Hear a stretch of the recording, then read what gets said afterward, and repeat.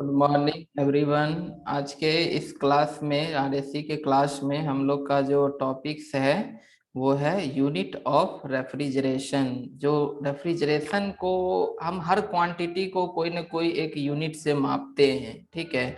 तो यहाँ पर जो रेफ्रिजरेशन प्रोसेस अगर हम परफॉर्म हो रहा है, कोई भी जो रेफ्रिजरेटर डिवाइस है जहाँ पर रेफ्रिजरेशन हो रही है, तो कितना रेफ्रिजरेशन हुआ, तो इसको कोई ना कोई एक यूनिट से हम लोग क्या करते हैं, मेजर करते हैं। तो रेफ्रिजरेशन में यहाँ पर जो दो बेसिक टर्म है, एक टर्म है रेफ्रिजरेशन इफेक्ट। तो रेफ्रिजरेशन इफेक्ट किसको कहते हैं? तो कहते हैं कि the amount of heat extracted from low temperature body. जैसे रेफ्रिजरेशन क्या है, एक प्रोसेस है जिसके थ्रू हम लोग लोअर टेम्परेचर बॉडी को से हीट निकाल के हायर टेम्परेचर बॉडी में सप्लाई करते हैं, है ना। यानी कि लोअर टेम्परेचर बॉडी को मेंटेन रखते हैं, उसकी टेम्परेचर को लोअर करके रखते हैं। तो ये पॉसिबल तभी होता है जब कोई एक्सटर्नल डिवाइस जो है इस दो टेम्परेचर लिमिट के बीच में काम कर रहा है। तो जो भी डिवाइस ऐसा परफॉर्मेंस दे रहा है कि वो लोअर टेम्परेचर बॉडी का हीट रिमूव करके और वो हायर टेम्परेचर बॉडी में वो सप्लाई करता है, तो उसी को हम रेफ्रिजरेशन प्रोसेस कहते हैं। और ये परफॉर्म करने वाला डिवाइस रेफ्रिजरेटिंग इफेक्ट कहलाता है, ठीक है। तो अब यह है कि जितना अमाउंट ऑफ हीट जो लोअर टेम्परेचर बॉडी से रेफ्रिजरेटर जो है एक्सट्रैक्ट करता है, जितना वो वहां से निकालता है लोअर टेम्परेचर बॉडी से, जितना अमाउंट ऑफ हीट को वो क्या कर लिया, एक्सट्रैक्ट कर लिया, वही उसकी क्या कहलाती है, रेफ्रिजरेटिंग इफेक्ट कहलाता है। तो इसको जनरली हम एक्सप्रेस करते हैं किसमें, किलो जूल पर केजी में, ठीक है। तो यहाँ पर जो ये जो रेफ्रिजरेटिंग इफेक्ट है, जो अमाउंट ऑफ हीट एक्सट्रैक्टेड है, यही हमारा क्या है, आउटपुट होता है। रेफ्रिजरेशन प्रोसेस में रेफ्रिजरेटिंग इफेक्ट ही हमारे लिए क्या है, आउटपुट है। और फिर उस रेफ्रिजरेटिंग इफेक्ट को गेन करने के लिए हम जितना उसमें वर्क इनपुट करते हैं वो उसका इनपुट हो गया। तो कोएफिशिएंट ऑफ परफॉर्मेंस जो यहाँ पर रेफ्रिजरेटर का होगा वो यही हो जाएगा, refrigerating effect by work done. तो यहाँ पर जो यूनिट लेंगे रेफ्रिजरेटिंग इफेक्ट का भी यूनिट किलो जूल पर केजी, और यहाँ पर वर्क डन जो है उसका भी यूनिट क्या होगा, किलो जूल पर केजी, ठीक है। सेकेंड टर्म जो हमको देखने को मिलता है वो है रेफ्रिजरेशन कैपेसिटी। कैपेसिटी जो है ये एक क्या है, पावर के टर्म में है ना। तो रेफ्रिजरेटिंग कैपेसिटी जो होती है वो मास फ्लो रेट टाइम्स जो है रेफ्रिजरेटिंग इफेक्ट, जिसका यूनिट जो है वो हम किलो वाट में लेते हैं, ठीक है। एम क्या है, यहाँ पर मास फ्लो रेट है, ये सिर्फ कोई एक कांस्टेंट मास नहीं है, क्योंकि रेफ्रिजरेशन जो प्रोसेस है और जो भी सिस्टम है वो एक तरह का ओपन सिस्टम है, जिसमें रेफ्रिजरेंट हमारा एंट्री करता है और एग्जिट भी होती है। तो इसमें रेफ्रिजरेंट का मास फ्लो होता है। तो फ्लोइंग कंडीशन में हम जो उसकी यूनिट लेते हैं वो केजी पर सेकेंड में लेते हैं, नॉट ओनली केजी। तो रेफ्रिजरेटिंग कैपेसिटी जो होता है वो mass flow rate times refrigerating effect, तो यूनिट क्या हो जाएगा, किलोवाट। तो ऐसे केस में हम जब सीओपी निकालेंगे रेफ्रिजरेटर का, तो वो रेशियो हो जाएगा refrigerating capacity by work input. तो दोनों का यहाँ पर जो यूनिट हम लेंगे वो किसमें, किलोवाट में दोनों होगा। रेफ्रिजरेटिंग कैपेसिटी भी किलोवाट और वर्क इनपुट जो पावर इनपुट के नाम से हम बोलते हैं वो भी किलोवाट में होगा। तो अब है कि रेफ्रिजरेशन को हम किस यूनिट में हम मेजर करते हैं, ठीक है। तो कैपेसिटी ऑफ जो रेफ्रिजरेशन होता है उसका जो यूनिट होता है वो टन ऑफ रेफ्रिजरेशन, जिसको टी आर कहते हैं, ठीक है। ये टन ऑफ रेफ्रिजरेशन ही क्या है, यूनिट है, जिस यूनिट में हम जो रेफ्रिजरेशन कैपेसिटी है या जितना हमको रेफ्रिजरेटिंग इफेक्ट मिल रहा है उसको हम मेजर करते हैं। तो एक टन 1 TR किसके बराबर होता है, तो एक टन ऑफ रेफ्रिजरेशन जो बराबर होता है ये है कि the quantity of heat to be removed in order to form 1 ton, यानी कि 1000 kg। अगर हम इंडियन स्टैंडर्ड की बात करें तो एक टन में कितना केजी होता है, 1000 kg। तो 1000 kg हम लोग क्या लेते हैं, वाटर लेते हैं, ठीक है। यहाँ पर क्या लेते हैं, 1000 kg वाटर लेते हैं जिसका टेम्परेचर कितना है, 0 डिग्री सेल्सियस है। ठीक है, तो इसमें से हम हीट को क्या करते हैं, वाटर से रिमूव करते हैं। तो स्वाभाविक है कि वाटर से अगर हीट को रिमूव करेंगे, वाटर अगर कूल होता है तो वाटर क्या बन जाएगा, आइस बन जाएगा। तो 1000 kg वाटर है तो 1000 kg ही क्या बनेगा, आइस भी बनेगा। तो इस जो आइस बनेगा इसकी भी टेम्परेचर क्या होना चाहिए, 0 डिग्री सेल्सियस ही होना चाहिए। मतलब हो गया कि 1000 kg अमाउंट ऑफ वाटर लेते हैं जिसका टेम्परेचर 0 डिग्री सी हो। इसमें से हम क्या करते हैं, हीट निकालते हैं। जो यहाँ पर चूंकि टेम्परेचर कांस्टेंट है तो यहाँ पर जो निकाला गया हीट जो है, वो हीट का जो टाइप है वो है लेटेंट हीट। सिर्फ हम उसकी क्या निकालते हैं, लेटेंट हीट को ओनली रिमूव करते हैं। टेम्परेचर कांस्टेंट होती है लेकिन उसका फेज का यहाँ चेंज होता है। तो 1000 kg वाटर को जो कि 0 डिग्री सेल्सियस पर है और उसको हम 1000 kg आइस जिसका टेम्परेचर भी 0 डिग्री सेल्सियस ही है में कन्वर्ट करते हैं कितना टाइम में, तो 24 आवर में।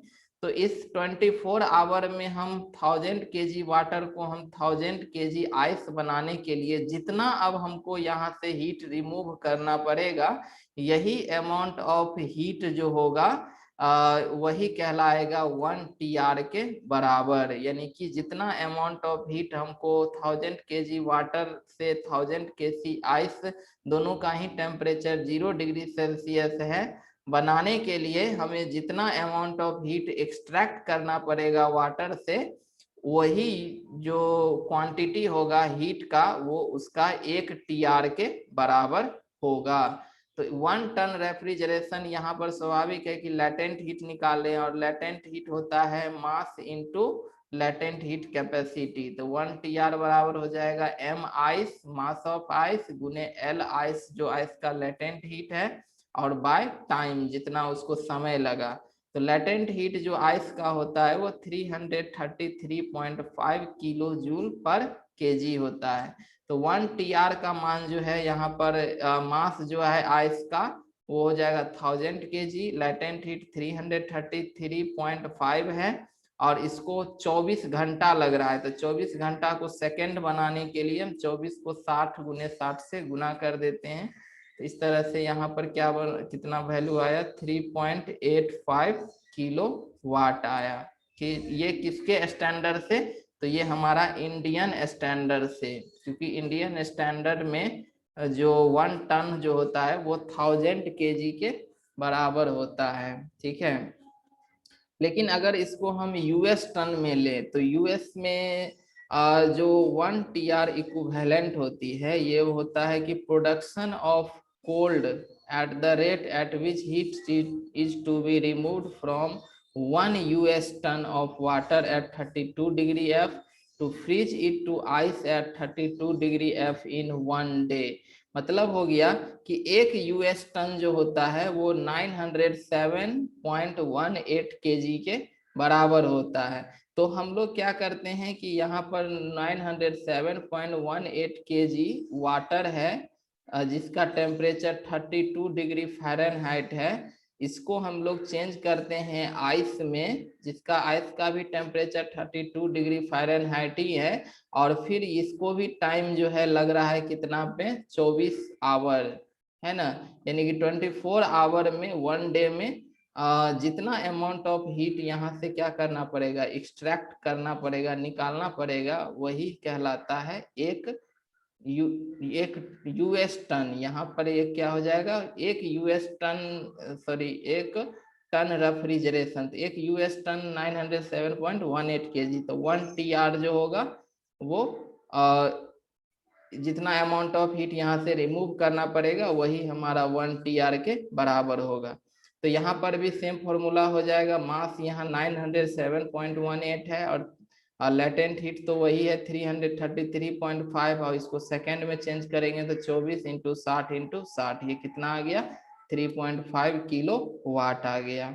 ठीक है, तो इस तरह से यूएस यूनिट के अनुसार एक टीआर जो होता है वो 3.5 किलोवाट के होता है, और जबकि हमारे इंडियन स्टैंडर्ड से एक टीआर जो होता है वो 3.85 किलोवाट का बराबर होता है। तो हम लोग जनरली इस्तेमाल जो है यूएस टन में ही करते हैं, यानी कि 1 टीआर जो होता है 3.5 किलोवाट यूनिट ही हम लोग याद रखेंगे। ठीक है, तो यहाँ पर है कि 1 टीआर, अब इसको हम लोग दूसरे यूनिट में चेंज करते हैं। तो जैसे मास को यहाँ पर क्या है 2000 लिब्रा, एक टन में जो होता है 2000 लिब्रा है।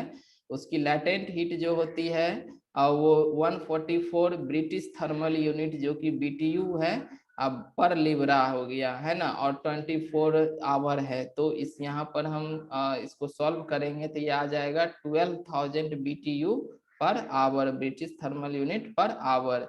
इसको मिनट में चेंज करेंगे तो 60 से यहाँ पर क्या करना पड़ेगा, डिवाइड करना पड़ेगा।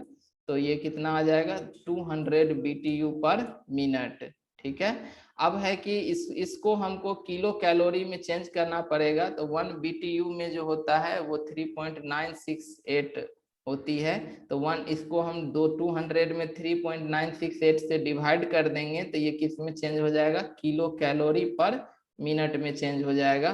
तो 1 टीआर जो होता है वो 50.4 किलो कैलोरी पर मिनट, यानी अप्रोक्स 50 किलो कैलोरी पर मिनट के बराबर होता है। यानी ओवरऑल हम देखें तो यहाँ पर 1 टीआर जो है एक टन ऑफ रेफ्रिजरेशन जो है, जो कि यूनिट है रेफ्रिजरेशन का, वो बराबर होता है 3.5 किलोवाट के, है ना। इसको किलो जूल पर मिनट में अगर चेंज करेंगे तो इसको यहाँ पर कैलोरी जो है, एक कैलोरी में 4.2 जूल होता है, किलो जूल होता है। किलो कैलोरी है तो किलो जूल होगा, तो इसको 4.2 से अगर गुना कर देंगे तो ये आ जाएगा 211, है ना, 211 किलो जूल पर मिनट। ये 1 टीआर के बराबर होगा, और ये बराबर होता है 50 किलो कैलोरी पर मिनट के, और ये बराबर होता है 12,000 बीटीयू पर आवर। यानी 1 टीआर जो है या तो हम किलोवाट में चेंज करेंगे तो 3.5 किलोवाट के बराबर होगा। 1 टीआर को अगर हम किलो जूल पर मिनट में चेंज करना है तो 1 टीआर बराबर 211 किलो जूल पर मिनट होगा। अगर 1 टीआर को किलो कैलोरी पर मिनट में चेंज करना है तो 1 टीआर बराबर 50 किलो कैलोरी पर मिनट होगा। और अगर 1 टीआर को अगर बीटीयू पर आवर में चेंज करना है तो 1 टीआर बराबर 12,000 बीटीयू पर आवर होगा। तो इस तरह से हमको जो भी यूनिट दे हम यहाँ से एक दूसरे में कन्वर्सन कर सकते हैं। तो आई थिंक कि ये समझ में आ गया होगा।